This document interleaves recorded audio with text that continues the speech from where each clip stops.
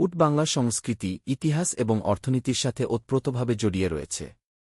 বাংলা বলতে এখানে বাংলাদেশ এবং ভারতের পশ্চিমবঙ্গ উভয়কেই বোঝানো হয়েছে। যদিও বাংলা মূলত উর্বর নদীবিধৌত অঞ্চল, মরুভূমির প্রতীক উট এখানকার মানুষের জীবনে একটি বিশেষ স্থান দখল করে আছে।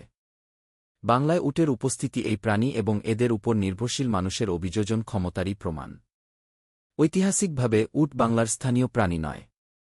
এরা মূলত ব্যবসায়ী এবং যাযাবরদের মাধ্যমে এখানে এসেছে, যারা মধ্য এশিয়া এবং মধ্যপ্রাচ্যের সাথে ভারতীয় উপমহাদেশের প্রাচীন বাণিজ্য পথে চলাচল করতেন।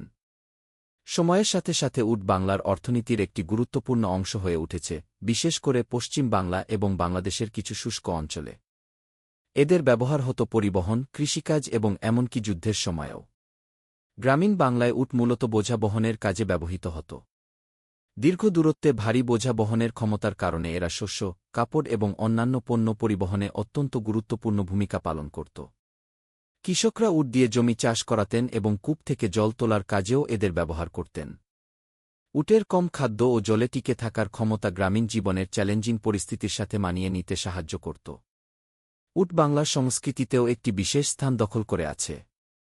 লোকগাথা, গান এবং উৎসবে উটের উপস্থিতি লক্ষ্য করা যায়, যেখানে এরা শক্তি, সহনশীলতা এবং অধ্যবসায়ের প্রতীক হিসেবে চিত্রিত হয়।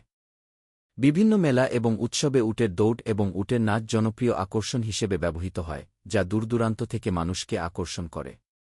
এই অনুষ্ঠানগুলি শুধু বিনোদনই প্রদান করে না, বরং বাংলার মানুষ এবং এই অসাধারণ প্রাণীর মধ্যে গভীর সম্পর্কেরও সাক্ষ্য বহন করে।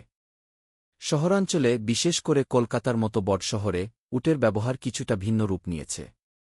এক সময় শহরের ব্যস্ত বাজারে উট টানা গাড়ি একটি সাধারণ দৃশ্য ছিল।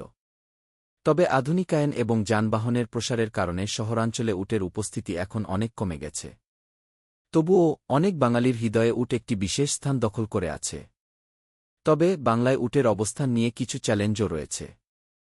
দ্রুত নগরায়ন এবং শিল্পায়নের ফলে উটের ঐতিহ্যবাহী ভূমিকা হ্রাস পেয়েছে এবং অনেক উট এখন অবহেলা বা পরিত্যক্ত হওয়ার ঝুঁকিতে রয়েছে।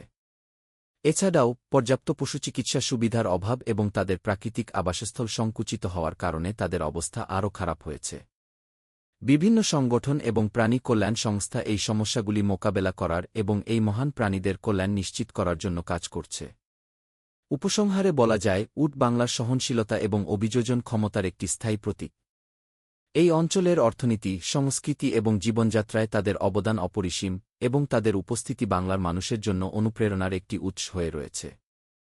বাংলা যতই আধুনিক এবং শিল্পায়িত ভবিষ্যতের দিকে এগিয়ে যাচ্ছে, ততই এই অসাধারণ প্রাণীদের ঐতিহ্যকে স্মরণ